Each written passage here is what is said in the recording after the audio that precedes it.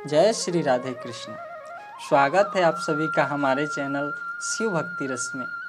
आइए जानते हैं वर्ष 2023 के वैशाख माह के शुक्ल पक्ष में पड़ने वाली एकादशी के बारे में। वैशाख माह के शुक्ल पक्ष में पड़ने वाली एकादशी को मोहिनी एकादशी के नाम से जाना जाता है। एकादशी का व्रत जो हर माह के कृष्ण पक्ष और शुक्ल पक्ष की एकादशी तिथि के दिन इस व्रत को किया जाता है, इसे एकादशी या ग्यारस के नाम से जाना जाता है। वर्ष में 24 एकादशी का व्रत होता है। अगर वहीं पर अधिक मास हो तो बढ़कर 26 एकादशी का व्रत होता है और हर व्रत का अपना अपना महत्व माना गया है। इसी प्रकार से वैशाख माह के शुक्ल पक्ष में पड़ने वाली मोहिनी एकादशी का अपना महत्व माना गया है। जो भी भक्त सच्ची श्रद्धा के साथ और नियम और निष्ठा के साथ मोहिनी एकादशी का व्रत करते हैं, उनके सारे मनोरथ पूर्ण होते हैं। मोहिनी एकादशी का व्रत वैशाख माह में शुक्ल पक्ष की एकादशी को किया जाता है। पुराणों के अनुसार वैशाख माह की शुक्ल पक्ष की मोहिनी एकादशी है। इस व्रत को करने से नित्य कर्मों के पाप से छुटकारा मिल जाता है तथा मोह बंधन एवं पाप समूह नष्ट हो जाते हैं। माता सीता की खोज करते समय भगवान श्री राम ने इस व्रत को किया था। उसके बाद मुनि कौंडिन्य के कहने पर दृष्ट बुद्धि ने और श्री कृष्ण के कहने पर युधिष्ठिर महाराज ने इस व्रत को किया था। भगवान श्री कृष्ण ने युधिष्ठिर से कहा, हे धर्मराज, मैं आपसे एक कथा कहता हूँ जिसे महर्षि वशिष्ठ ने श्री रामचंद्र जी से कही थी। एक समय श्री रामचंद्र जी महाराज गुरुदेव के पास गए और हाथ जोड़कर गुरुदेव के चरण वंदना कर कहने लगे, हे गुरुदेव, कोई ऐसा व्रत बताइए जिसमें समस्त पाप और दुखों का नाश हो जाए। मैंने सीता के वियोग में बहुत दुख भोगे हैं। महर्षि वशिष्ठ बोले, हे राम, आपने बहुत सुंदर प्रश्न किया है। आपकी बुद्धि अत्यंत शुद्ध तथा पवित्र है। यद्यपि आपका नाम स्मरण करने से मनुष्य पवित्र और शुद्ध हो जाता है, तो भी लोक हित में यह प्रश्न बहुत अच्छा है। वैशाख मास में जो एकादशी आती है उसका नाम मोहिनी एकादशी है। इस व्रत को करने से मनुष्य सब पापों तथा दुखों से छुटकारा पाकर मोह जाल से मुक्त हो जाता है। मैं इसकी कथा कहता हूँ, हे राम, ध्यान पूर्वक सुनो। सरस्वती नदी के तट पर भद्रा नामक नाम की एक नगरी में धूतिमान नामक चंद्रवर्षी राजा राज करता था। वहाँ धन्य धान्य से संपन्न व पुण्यवान धनपाल नामक वैश्य भी रहता था। वह अत्यंत धर्मालु और विष्णु भक्त था। उसने नगरी में अनेक भोजनालय, प्याऊ, कुएं, सरोवर, धर्मशालाएं आदि बनवाए हुए थे। सड़कों पर आम, जामुन, नीम, बरगद, पीपल अनेक वृक्ष भी लगवाए थे। उसके 5 पुत्र थे जिनका नाम सुमना, सद्बुद्धि, मेधावी, सुकृति और धृष्ट बुद्धि था।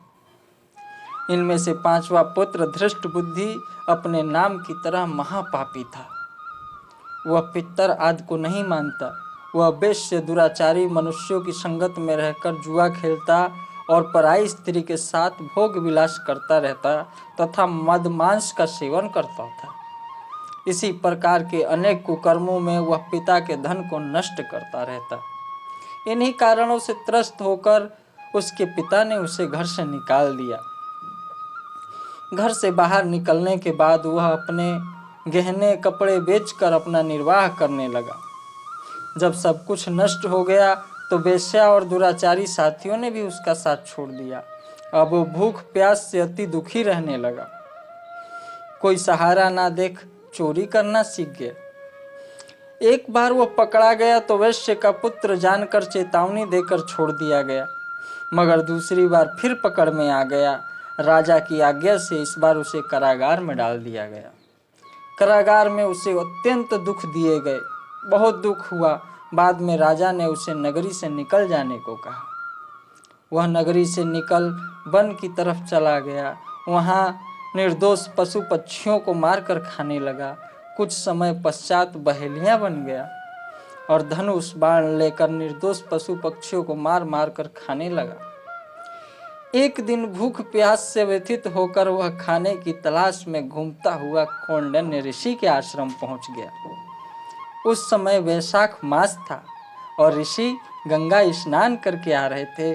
उनके भीगे वस्त्रों के छींटे, गंगा जल के कुछ छींटे उस पर पड़ जाने से उसे सद्बुद्धि प्राप्त हो गई।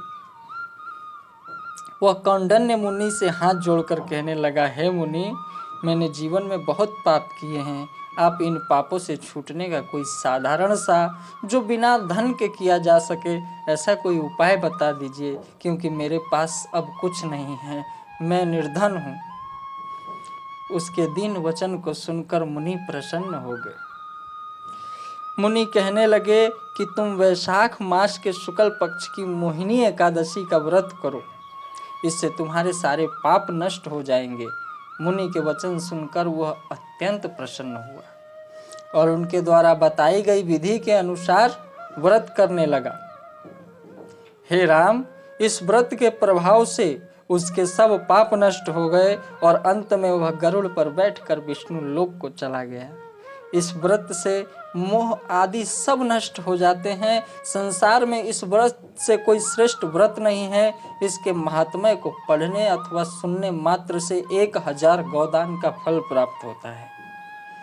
जो व्यक्ति मोहिनी एकादशी का व्रत करे, उसे एक दिन पूर्व अर्थात 10वीं तिथि को ही रात्रि में व्रत के नियमों का पालन करना चाहिए। व्रत के दिन एकादशी तिथि में व्रत करने वाले को सुबह सूर्य उदय से पहले उठ जाना चाहिए और नित्य कर्म क्रियाओं से निवृत्त होकर शुद्ध जल से स्नान करना चाहिए। स्नान के लिए किसी पवित्र नदी या सरोवर का जल मिलना श्रेष्ठ होता है। अगर यह संभव ना हो तो घर में ही जल से स्नान करना चाहिए। स्नान करने वाले जल में थोड़ा सा गंगा जल डाल लेना बहुत अच्छा रहता है। स्नान करने के लिए कुश और तिल का लेप का प्रयोग करना चाहिए। स्नान के बाद साफ वस्त्र धारण करने चाहिए। इस दिन भगवान विष्णु के साथ साथ भगवान श्री राम की भी पूजा की जाती है। व्रत का संकल्प लेने के बाद इस व्रत को शुरू करना चाहिए। संकल्प लेने के लिए इन दोनों देवों के समक्ष यानी कि श्री राम और विष्णु देव के समक्ष संकल्प लिया जाता है। देवों का पूजन करने के लिए कलश का स्थापना करें। उसके ऊपर लाल रंग का वस्त्र बांधकर पहले कलश का पूजा करें। उसके बाद उसके ऊपर भगवान की तस्वीर और प्रतिमा, आप कुछ भी रख सकते हैं, रखकर तत्पश्चात भगवान की प्रतिमा को स्नान से शुद्ध कर उत्तम वस्त्र पहनाना चाहिए। फिर धूप दीपक से आरती उतारनी चाहिए और मीठे फलों का भोग लगाना चाहिए।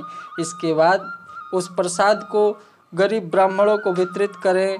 गरीब ब्राह्मणों को भोजन तथा दान दक्षिणा देनी चाहिए। रात्रि में भगवान का कीर्तन करते हुए मूर्ति के समीप ही शयन करना चाहिए। आप सभी भक्तों को मोहिनी एकादशी की ढेर सारी शुभकामनाएं।